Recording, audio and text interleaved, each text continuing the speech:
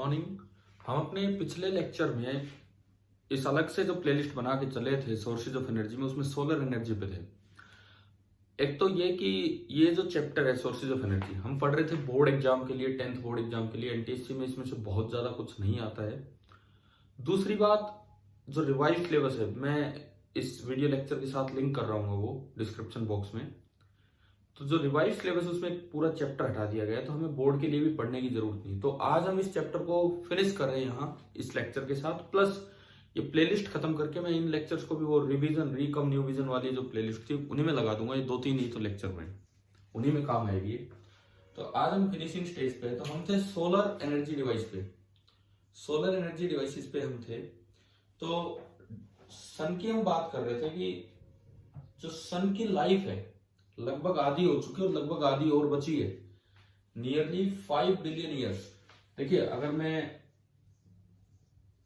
सन एक स्टार है और हर स्टार की एक लाइफ होती है।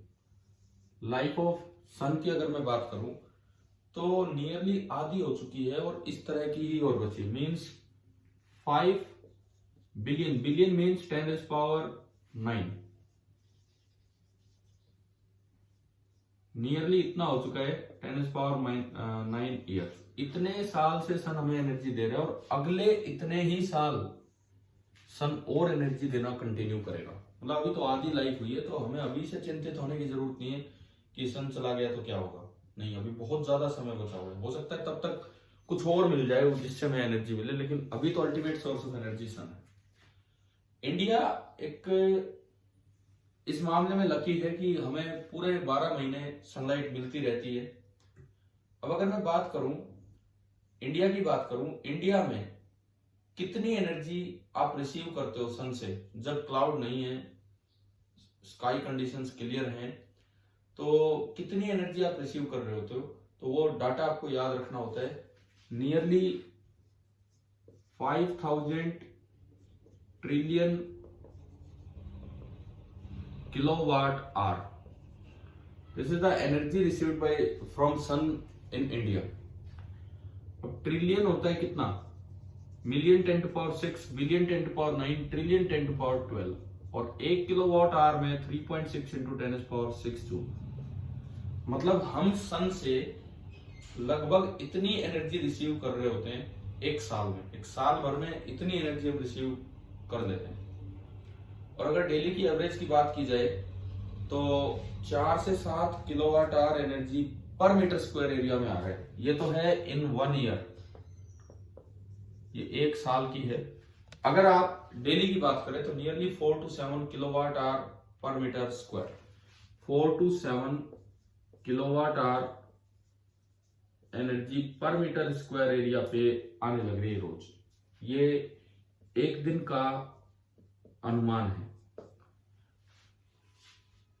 हमने एक टर्म भी डिफाइन की थी, सोलर कांस्टेंट 1.36 किलोवाट पर मीटर स्क्वायर की अर्थ के अपर एटमॉस्फेयर पे, मतलब सन और अर्थ की जो एवरेज डिस्टेंस है वहां पे आप अगर कोई एरिया बनाते हो जिस एरिया के परपेंडिकुलर डायरेक्शन में सनलाइट की वजह से कितनी energy per unit time per unit area आ रही है, दैट इज सोलर कांस्टेंट। वो हम देख चुके हैं पिछले उसमें। अब हम आज थोड़ा सा डिस्कस कर लेते हैं सोलर डिवाइसेस के बारे में। Solar heating device, solar heating devices क्या होती हैं।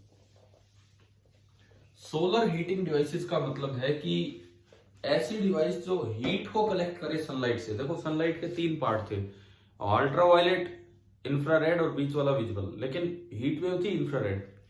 तो अगर मैं बात करूं सोलर हीटिंग डिवाइस की,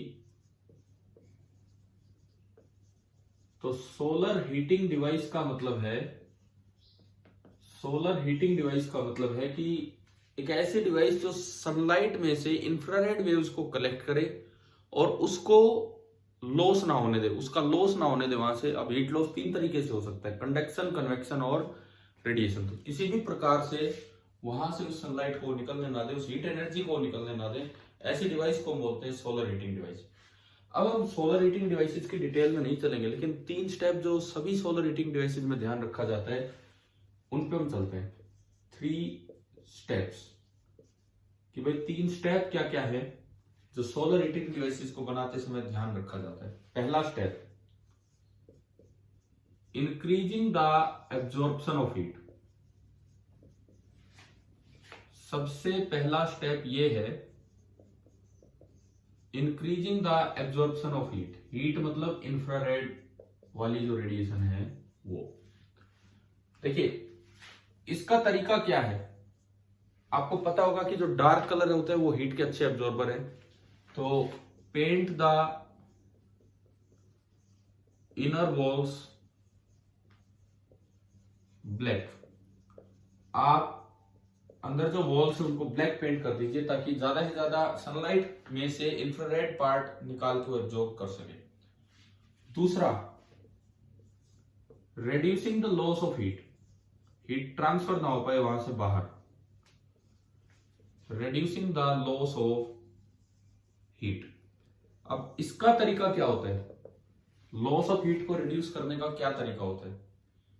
देखो 3 तरह के लॉस हो सकते हैं, कंडक्शन,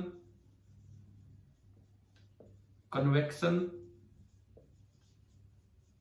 एंड रेडिएशन। 3 तरह के लॉस हो सकते हैं, conduction, convection and radiation.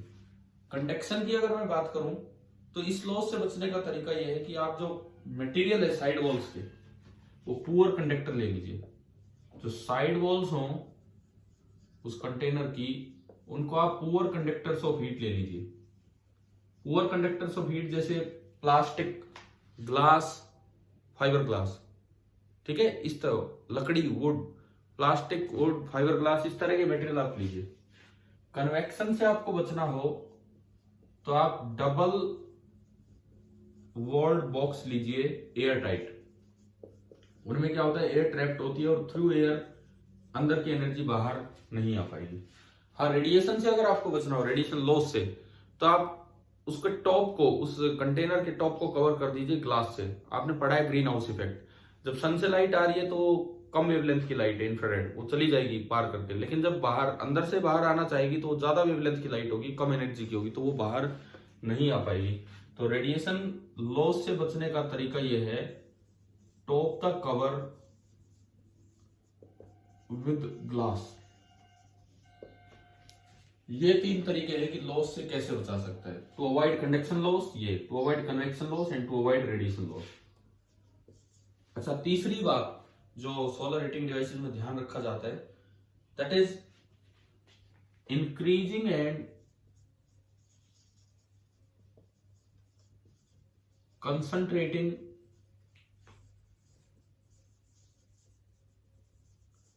The amount of sunlight collected। increasing and concentrating the amount of sunlight collected। देखो एक तो था कि जितनी लाइट आ रही है उसमें से हीट ज्यादा एब्जॉर्ब करो। ये क्या कह रहा है, लाइट को ही बढ़ा दो, आने वाली लाइट को ही बढ़ा दो। उस एरिया पे जो लाइट आ रही थी वो तो ठीक थी, आप रिफ्लेक्टर लगा दो, मिरर लगा दो, जो बाहर लाइट जानी थी वो भी रिफ्लेक्ट होके यहाँ आ जाए। तो ऐसा कैसे किया जाता है, बाय यूजिंग रिफ्लेक्टर्स। रिफ्लेक्टर मतलब मिरर, वो प्लेन मिरर भी हो सकते हैं, पैराबोलिक भी, स्फेरिकल भी, कैसे भी हो सकते हैं। तो ये 3 स्टेप्स हैं जिनका ध्यान रखा जाता है सोलर हीटिंग डिवाइसेस को बनाते समय। अब जैसे एक छोटी सी डिवाइस की मैं बात करूं, बॉक्स टाइप सोलर कुकर, एक सिंपल सोलर कुकर की अगर हम बात करें तो उसमें आराम से आपको समझ आ जाएगा कि कैसे इन चीजों का ध्यान रखा जाता है।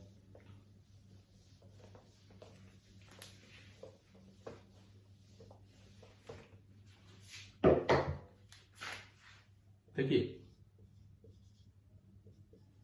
अगर हम पढ़ते हैं बॉक्स टाइप सोलर कुकर के बारे में, बॉक्स टाइप सोलर कुकर, तो इसमें क्या होता है, एक डबल वॉल्ड बॉक्स होता है।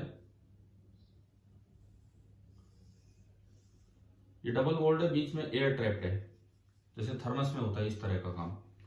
इसके ऊपर ग्लास शीट रख दी जाती है। ये डबल वॉल्ड बॉक्स है।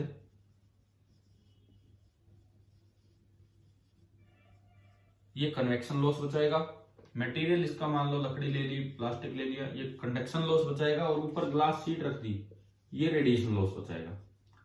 अंदर से ब्लैक पेंट कर दिया, अंदर से ये जो है दिस इज पेंटेड ब्लैक, ये आपका जो एब्जॉर्प्शन बढ़ाएगा, कि जो सनलाइट आई है उसमें से हीट पार्ट को ज्यादा एब्जॉर्ब करे, और सनलाइट ज्यादा है उसके लिए यहाँ लगा दिया हमने रिफ्लेक्टर कि भाई जो लाइट आई वो तो आई, जो इधर जानी थी वो भी रिफ्लेक्ट होके इधर आ गई, इस तरह से।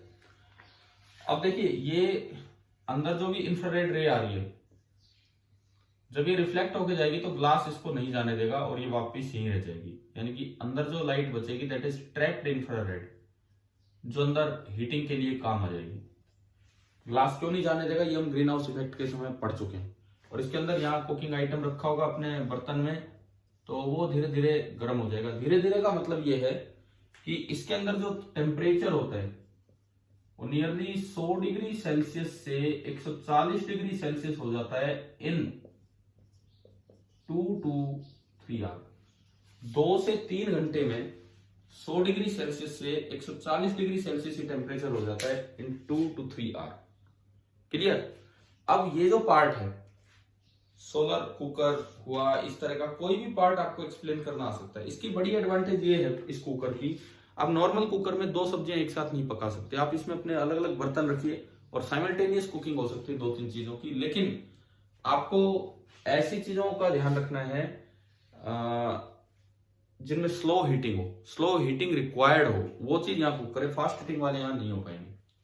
बाकी ये इनएक्सपेंसिव है, एनवायरमेंटल बेनिफिट है, कोई पोल्यूशन नहीं, फ्यूल रिक्वायर्ड नहीं, ये सारे इसके एडवांटेज है। डिसएडवांटेज क्या हो सकते हैं, रात में काम नहीं करेगा, सनलाइट नहीं आएगी तो ये फ्राइंग नहीं कर सकता है, फूड को फ्राई नहीं कर सकता, ये चपातियां इसके अंदर नहीं बन सकती हैं, विंटर का सीजन हो तो ये काम करना कम कर देता है। मतलब इस तरह के कुछ फायदे। और भी कई डिवाइसेज है, solar concentrator, solar water heater और इस तरह की चीजें। बट ये चैप्टर हम आज फिनिश कर रहे हैं बिकॉज ये इस साल बोर्ड के सिलेबस से हटा दिया गया है। 2020 जो अगली साल जब आप पेपर देंगे 2021 में, तो उस साल ये पार्ट नहीं आ रहा है बोर्ड सिलेबस में और एनटीएससी में वैसे नहीं आता था ये, तो इसलिए हम इसको थोड़ा सा अवॉइड करेंगे। तो अब हम एक आखिरी चीज पे चलते हैं जो मैंने कहा कि इससे रिलेटेड एक असाइनमेंट होगा, एक उसमें क्वेश्चंस होंगे, 9 सवाल होंगे जो आप ट्राई करेंगे, वो अगले वीडियो के साथ लिंक किया जाएगा, इसके लिए इसके साथ नहीं। और नेक्स्ट क्लास में हम पढ़ रहे होंगे न्यूक्लियर एनर्जी के बारे में। लास्ट पार्ट जो इस सोर्सेज ऑफ एनर्जी का होगा, ये सेकंड लास्ट चैप्टर हो गया, सेकंड लास्ट लेक्चर हो गया, वो लास्ट लेक्चर हो जाएगा और उसी के साथ वो वीडियो लिंक होगा। Thank you.